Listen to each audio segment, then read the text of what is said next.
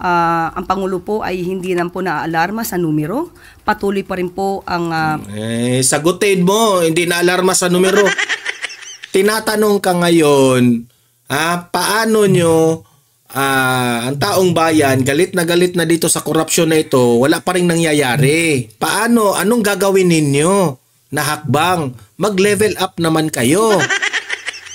Wala kaming pakialam. Kung anong feelings ni Bongbong Marcos, kung hindi naman nababudget ang Pangulo sa numero, wala kaming pakialam dyan, sa totoo lang. Wala kaming pakialam sa feelings ni Bongbong Marcos kung siya ay umiyak, siya ay malungkot, masaya, o nabangag na ba siya? Wala kaming pakialam dyan. Ang pakialam po namin, dapat meron ng mananagot dito sa korupsyon. Okay. Una nating ire-react ay itong si Senator Imee Marcos. Nag-react na po siya dito kay Martin Romualdez nung pag-sulpot ni Martin Romualdez dyan sa ICI na yan.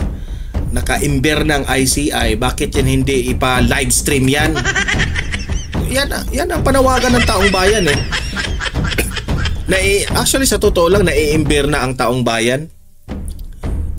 Pinapupunta nila si Martin Romualdez doon, pero di naman natin nakita kung anong nangyari sa loob, di ba?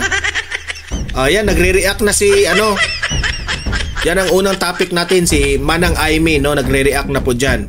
Pangalawa nating pag-usapan ay itong Malacanang. Halatang halata itong Malacanang, this is my own opinion, na suportado nila si Martin Romualdez, di ba?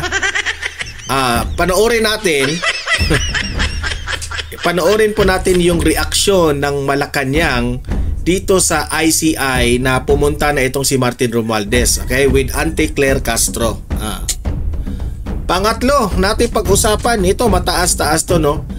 Itong si Representative Marcoleta, anak ni Senator Marcoleta, na-imber nabubuwisit na dito sa budget ng 2026. Visit na visit siya. Kasi po, no? Alam nyo naman na meron na namang mga unprogram na mga nakakapasok. My God. So yan po ang mga pakikinggan natin ngayong araw na ito. Matitindi po ito. Kailangan po tayong magre-react dyan. Pero guys, bago ang lahat, help me po muna na i-like at saka i-share itong video na ito. Para guys, kakalat ito sa taong bayan. Okay? Sabay-sabay muna tayong mag-like and share sa Donmar TV. Itong video na ito, like and share. 1, 2, 3, go! Okay, naka-like and share na ba lahat? And also guys, sa mga bago pa lang dito sa aking channel, mag-subscribe na po kayo para lagi kayong updated sa ating mga balita. And at the same time, yung mga cellphone ninyo, ma-notify yan kung meron tayong breaking news, bagong uploads, o kung nagla-live ang ating channel. Ma-notify kayo lahat dyan. Kaya mahalaga po na mag-subscribe tayo sa Donmar TV. 1, 2, 3, go! Ayan, nakasubscribe na ba lahat? Okay, eto, without further ado, pakinggan natin itong ambush interview ni Senator Imee Marcos. Senator Imee, anong masasabi mo kay Tambaluslos? ito, pasok. Usapan tungkol sa pagiging state witness ni Martin Romualdez. Ano ba naman sila, yung mga dapat state witness, hindi yung pinaka-guilty? Di ba? Sobrang sablay. Tama talaga ang ating analysis. Wala na talaga tayong tiwala dito sa ICI. In the first place, si Bongbong Marcos po ang nagtayo niyang ICI na yan.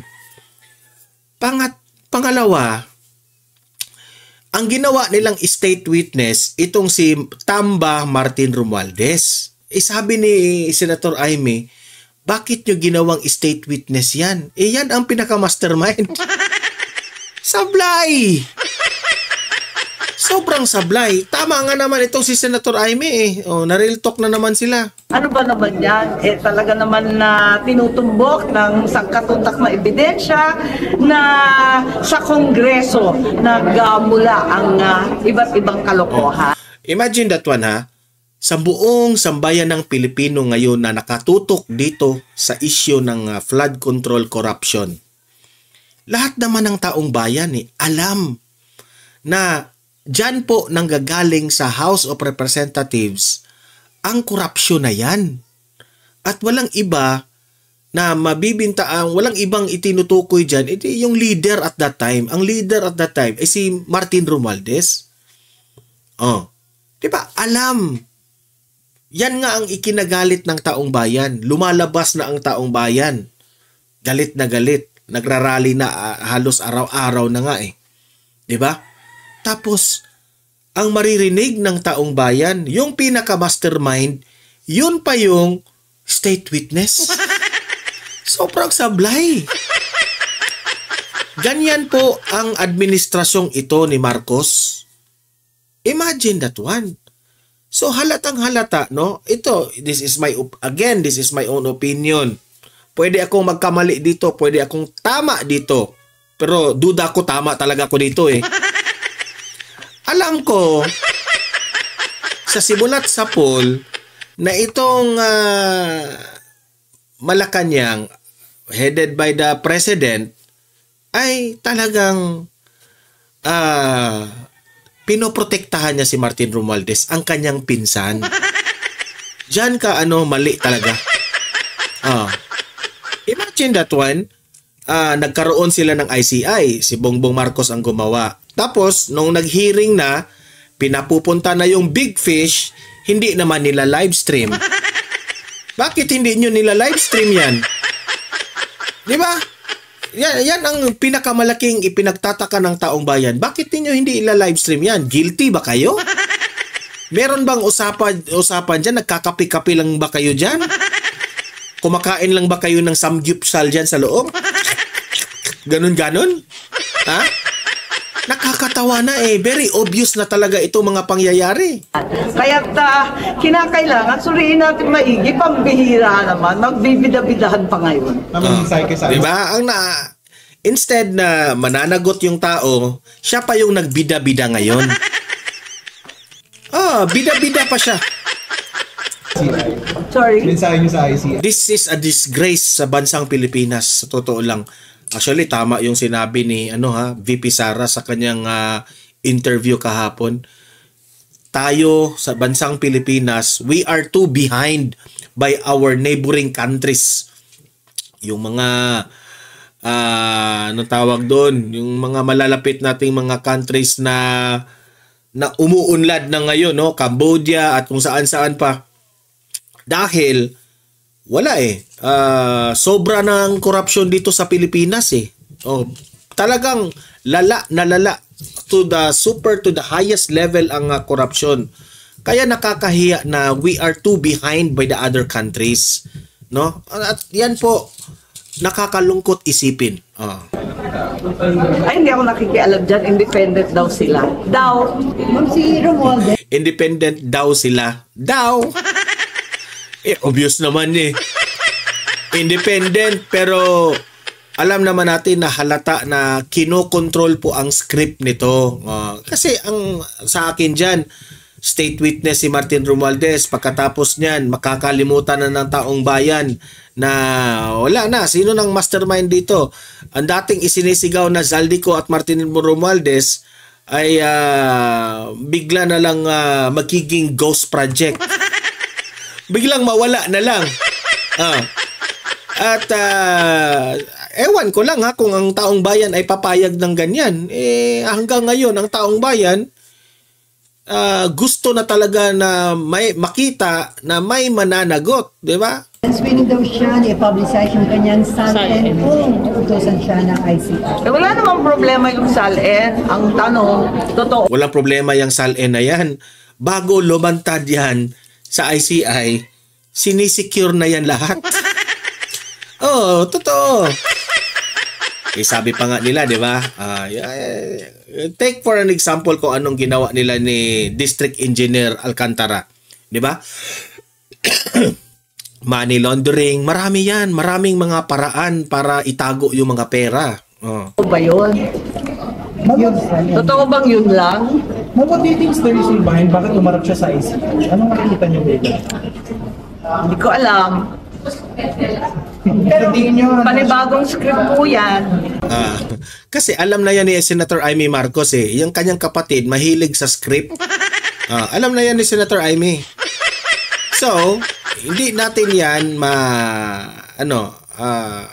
maiiwasan na mag-isip tayo na may panibagong script na naman na niluluto. Di ba? Gaano kaya kasarap ng niluluto na yan? Parang Korean telenovela, bagong plot twist, wag muna tayong lumundag. Bagong plot twist.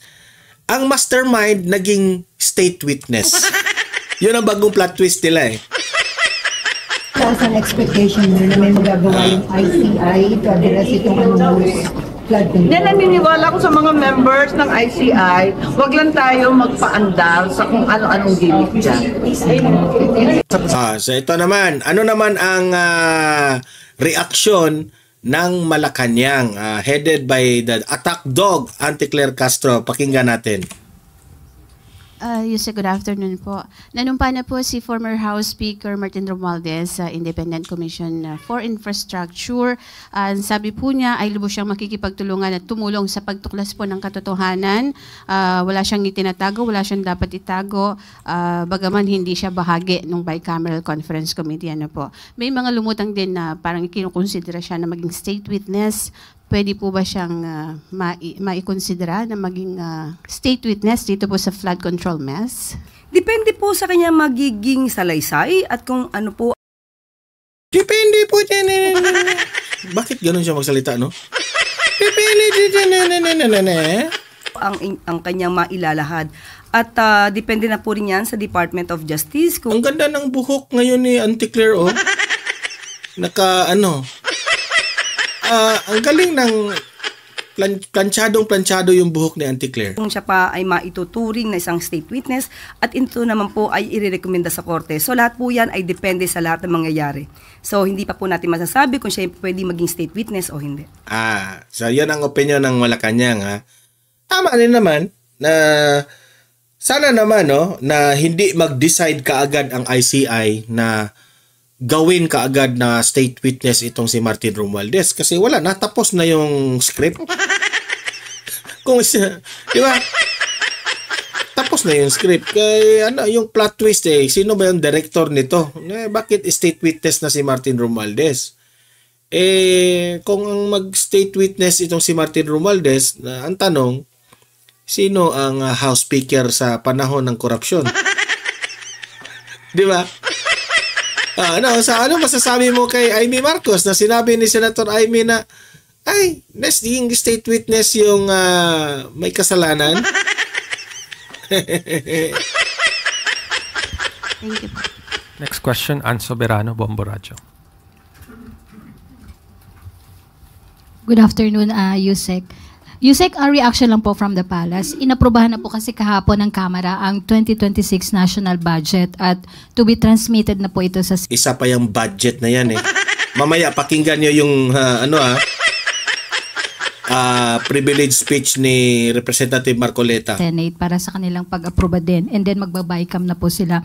Sa kabila po ng pagmamalaki ng Kamara na ang 2026 budget ay tugon sa tunay na pangangailangan ng mamamayang Pilipino, marami pa rin kumu-question po sa nasabing budget, lalo na po yung mga nasa minority. Lalo doon po sa unprogrammed appropriations na tila ginagamit po daw na parang pork barrel. Thank you po. Siguro po trabaho naman po talaga ng mga oposisyon na sila ay mag-object kung sila may nakikitang mga issue.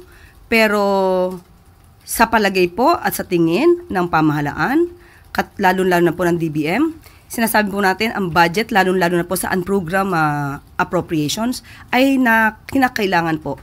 Lalo-lalo na po ito.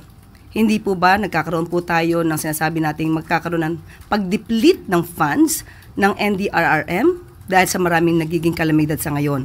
Sa ngayon po, kapag ka po na-deplete yan at naubos na po ang contingent funds, dyan po naman kukuha sa unprogram appropriations mula sa SAGIP. Kaya po, tandaan po natin, kahit po ito ay nasa unprogram appropriations, iingatan po ang budget na to at hindi naman po agad ito mailalabas para katakutan nila at sasabihin magiging pork barrel lamang. Ngayon po, sabi nga natin, ang Pangulo mismo ang Hindi, Ate Claire, isipin mo muna na sa sobrang daming korupsyon na nangyari, most of them are galing sa unprogrammed funds. O sino ba namang hindi? Siyempre, yung mga nagre-react dyan sa House of Representatives, sinisiguro lang nila na hindi mauulit yung nangyaring kamalian. Di ba? Paimbestiga patungkol dito sa mga maanumalyang paggamit ng pondo para sa flood control projects, mas lalo pong pag-iingatan ng Pangulo ang budget na ito para po... Mas lalong pag-iingatan. So, yung una, nag-iingat na siya pero palpak pa rin. Kasi tama yung sinabi ni VP Sara. May pananagutan si Bongbong Marcos. Bakit pinirmahan niya yung budget na yan? May pananagutan siya. At that is a betrayal of public trust. Pwedeng ma-impeach si Bongbong Marcos sa ginawa niya sa pagpirma sa pinakamalaking korupsyon na nangyari sa 2025 budget. Tama si VP Sara. Mas maging maganda at hindi malustay ang pera kung saan-saan. Salamat po, ma'am. Next question, Katrina Domingo, ABS-CBN. Ma'am, may we get an update on the lifestyle check that the President has ordered? Actually, inutos na po sa BIR at ngayon po ay ongoing po ang ginagawang pong lifestyle check ng BIR. When can we expect the results to come out? Depende po sa BIR. Ma'am, on you also promised the summary of kung ilan na po yung na-actionan with regard to the Sumbong sa Pangulo website na entries. Last time you told us there were 19,000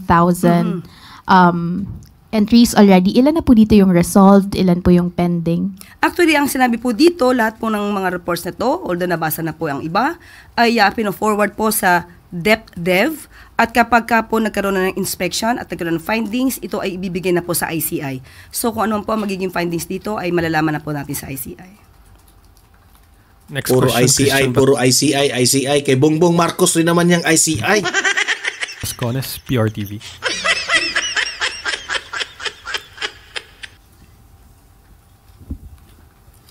You say good morning. Ayon po sa latest Pulse Asia survey, marami pa rin daw sa mga Pilipino ang hindi satisfied sa mga ginagawang hakbang ng gobyerno sa inflation at corruption. How is the Pulse taking... Di ba?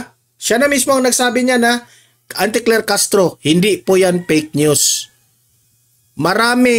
Karamihan sa taong bayan, hindi gusto ang ginawa ni Bongbong Marcos dyan, patungkol dyan sa korupsyon, kung gaano nyo ini-investigate dyan. Hindi kontento ang taong bayan, Auntie Claire.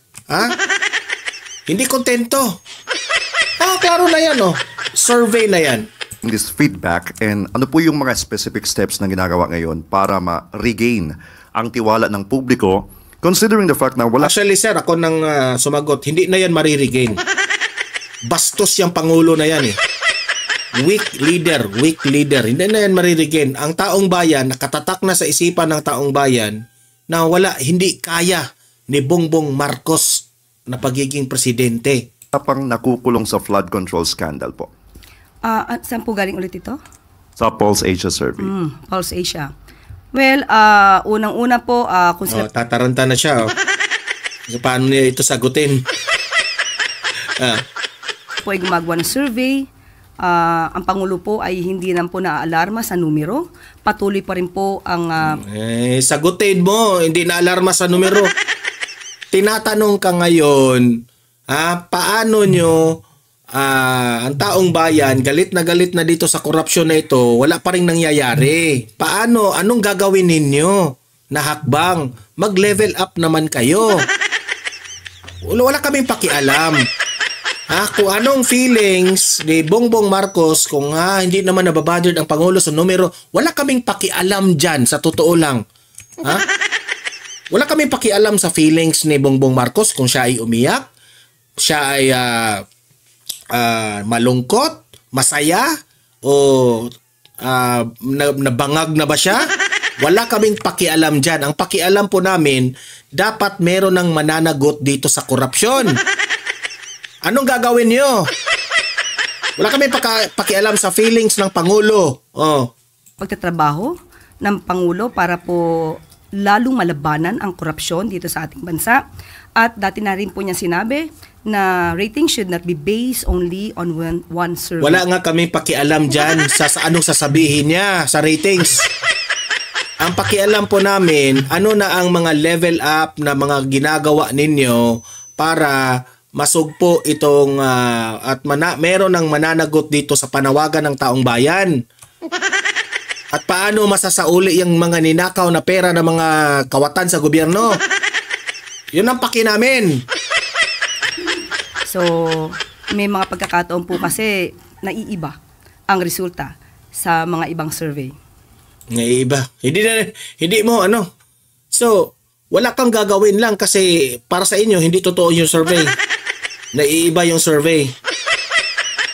Bakit hindi nyo matanggap-tanggap, Auntie Claire, na ang taong bayan ay galit na dito sa administrasyong ito? Denial kayo eh. Yan ang hirap sa inyo. Denial kayo. Ang taong bayan nagrarally, that is part of democracy, dapat pakinggan ninyo. Ganyan ang demokrasya, Claire. Sumisigaw sila. Sinisigaw na, yan, korupsyon na yan, dapat may managot na. Yan po, kung ano pong isinisigaw ng taong bayan, yun po ang tugunan nyo. Bigyan nyo ng solusyon. Ganyan ang demokrasya. Tayong lahat po ay makapagbigay ng ating opinyon, mapakinggan kung anong gusto natin, at kung sa tingin ninyo ay hindi na nagugustuhan ng taong bayan, anong aksyon ang ginawa ninyo? Wala kayong ginawa. Next question po. Yusek, the U.S. State Department again listed the Bureau of Customs as most corrupt among agencies in the country. Imagine that one, the most corrupt. Kulang na lang sabihin ni Auntie Claire, no? Kung hindi pa ito bayad si Auntie Claire sa administrasyon na ito, bayad siya sa kanyang sweldo ba? That's what I mean. Kulang na lang sabihin ni Auntie Claire, ang solusyon dito, step down BBM. Tapos ang problema. How does the palace respond to that? And ano po yung mga reforms na ginagawa Imagine that one, mga foreign countries, US, alam na nila na laganap ang korupsyon sa administrasyong Marcos. Nakakahiya. Fix the image of the customs. Unang-una po, sabi po natin, dito lamang sa SONA, talaga pong matindi na po ang gustong gawing paglaban ng Pangulo sa korupsyon. Hindi po yan lingid sa ating kalaman. At nagtalaga po siya ng bagong commissioner sa katuuhan po ni Commissioner Ariel Nepomuceno nito lamang July 2025. At nakita po na natin ang malaking pagbabago. Kahapon lamang po ay nag-ulat tayo kung ano po yung naging achievement ng BOC patungkol po sa pag-auction sa mga kargamento na forfeit or nag-overstay. So, ang sabi po, nakausap po natin mismo ang pamunuan ng BOC. Sila po ay nakipag-ugnayan na sa American Chamber of Commerce at pati po sa US Embassy through the FA. At nais nilang ipaliwanag at ipakita na meron pong sweeping reform agenda ang bagong pamunuan at nire-reinforce po rito ang transparency, accountability, and professionalism. Matatandaan din po natin na nag-prohibit sila ng conflict of interest among the professionals na hindi pwedeng sumama sa negosyo o magkaroon ng financial interest sa mga customs brokerage at ito ay within the 4th civil degree by affinity and by consanguinity. So, nagkaroon na rin po ng modernization. Ang BOC, 96.99 digitalization rate na po sila para po mas mapabilis ang proseso.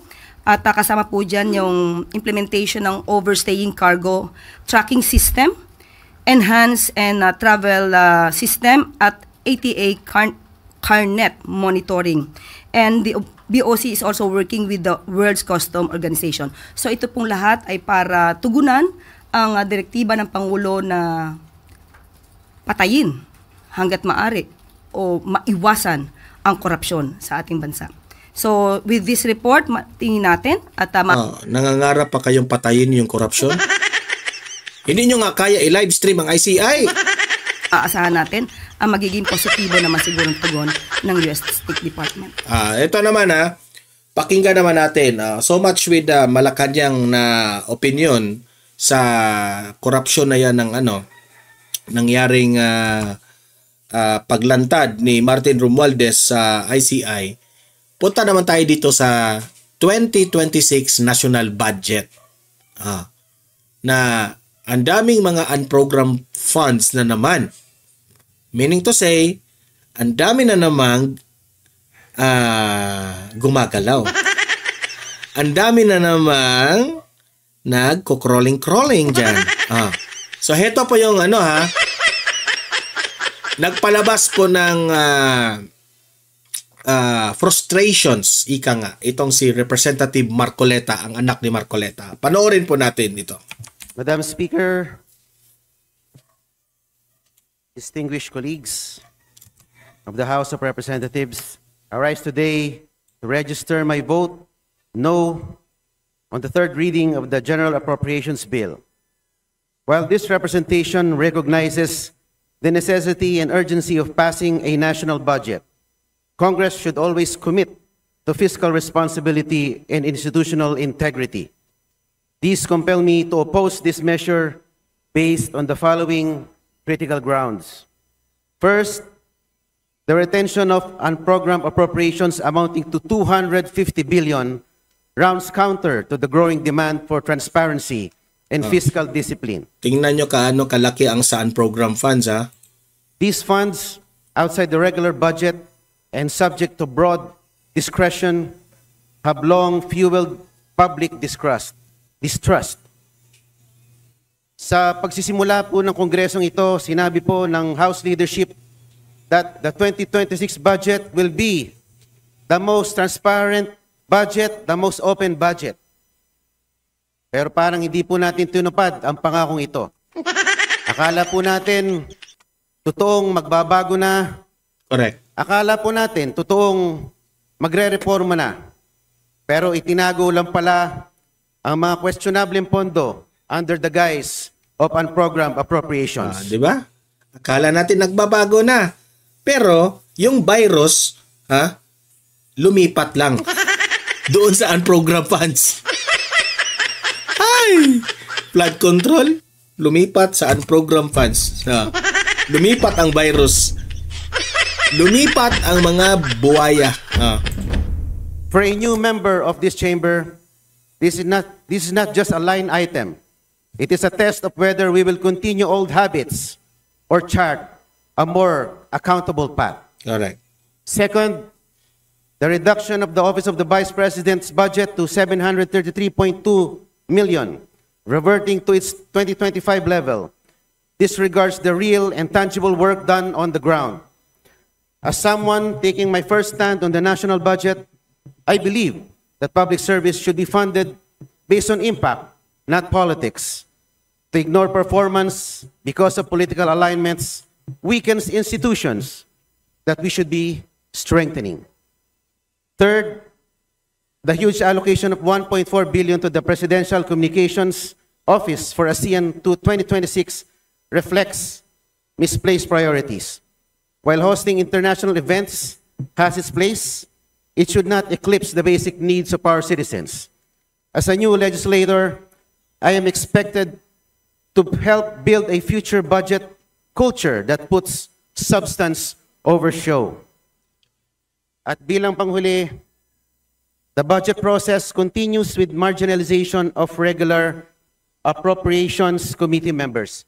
Madam Speaker, may I request for a 1-minute extension? You may proceed.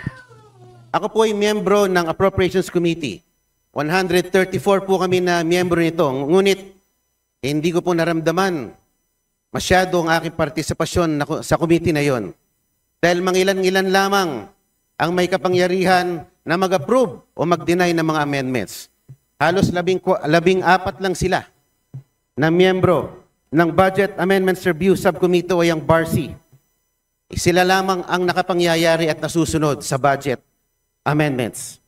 The creation of the subcommittee effectively concentrated power to approve or deny amendments to a few members, marginalizing the broader membership of the committee, and how much more? The public that was promised transparency over the process.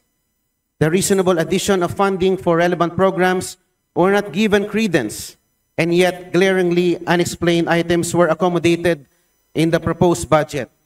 Parang napagod lang si Kong Eli Fernando at si Kong Tino sa mga budget debates, pero wala rin nangyari sa kanilang manghahe. This undermines the collegiality that should be a guidepost for the committee and stifles the value of the open democratic debate over the allocation of public funds. I'm winding up, Madam.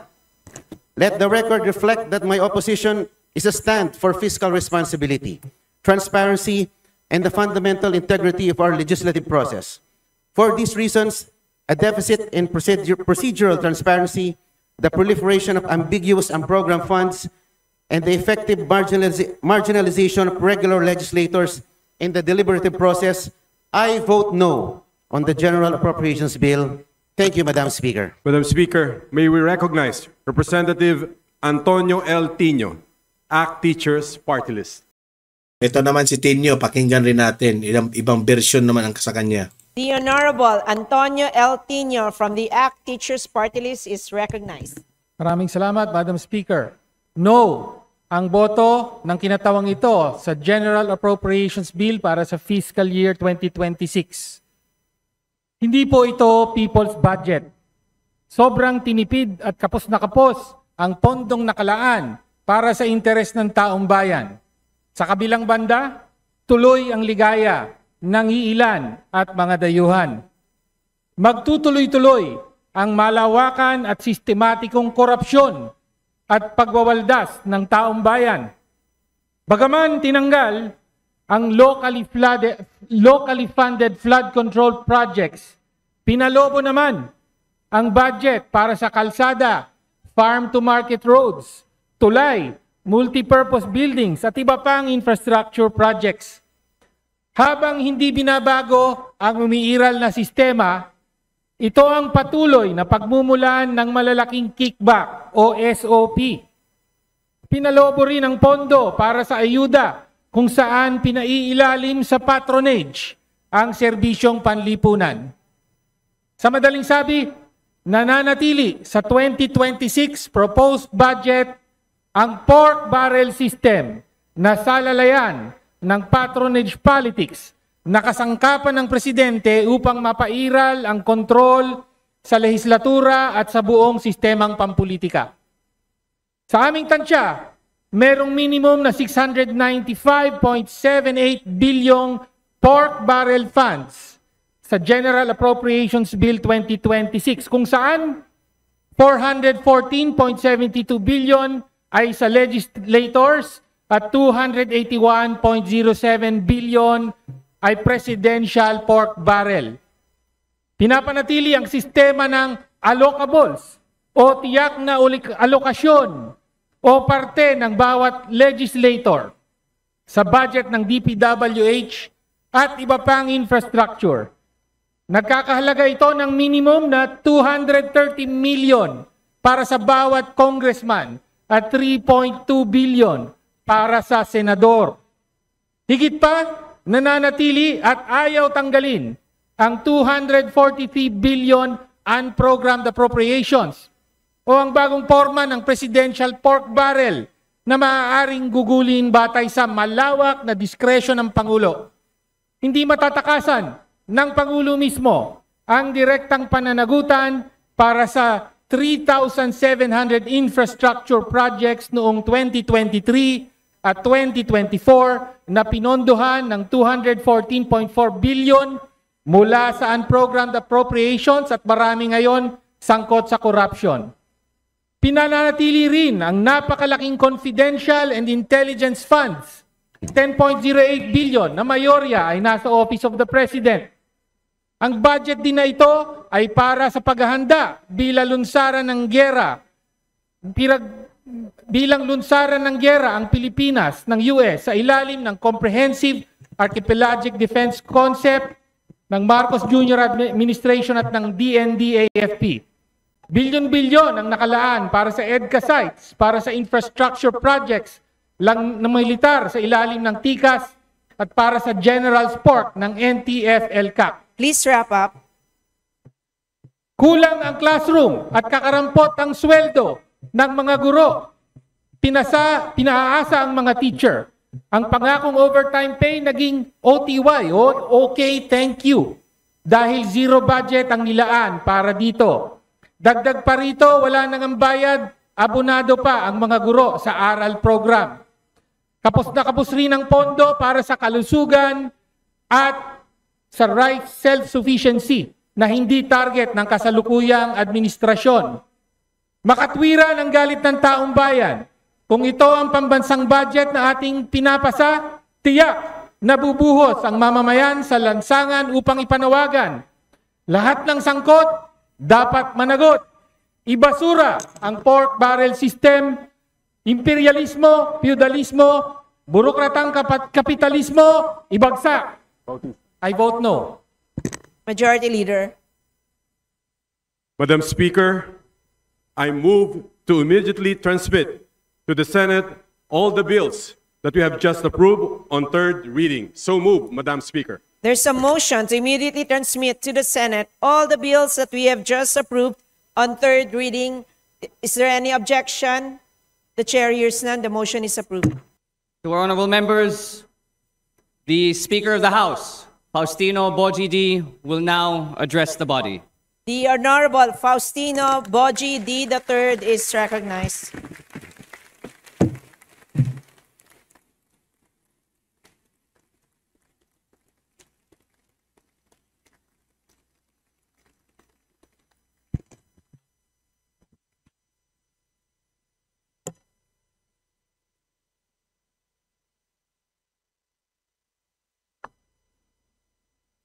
Magandang hapon po sa ating lahat.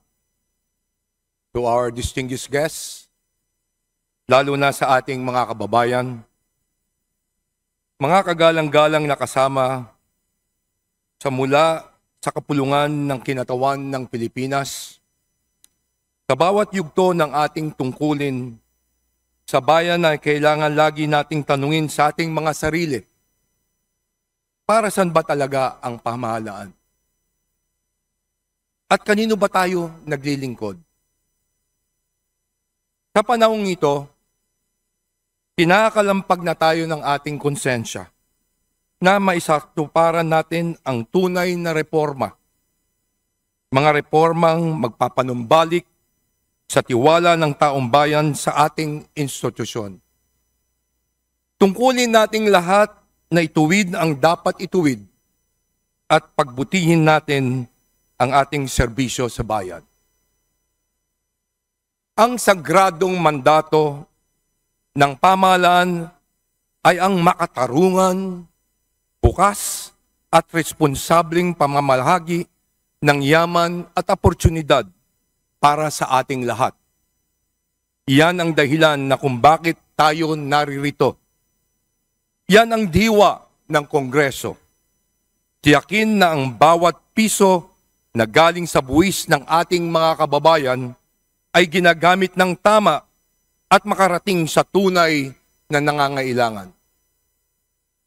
Alam natin na binabantayan tayo ng buong sambayanan. Tama lang po ito, sapagkat ang pinag-uusapan natin ay ang pera ng bayan at tiwala ng ating mga mamamayan. Tungkulin nating ipakita na ang Kamara ay isang tahanang ng may tunay na malasakit at may tapat na paglilingkod. Hindi naging madali ang pagpasa ng pambansang budget. May mga pagkakataong nagtatalo-talo ng pananaw at minsan inaabot tayo ng madaling araw sa ating pong pagdinig. Subalit sa kabila ng lahat, iisa ang ating hangarin, ang kapakanan ng bawat Pilipino. Sa ilalim ng budget na ito,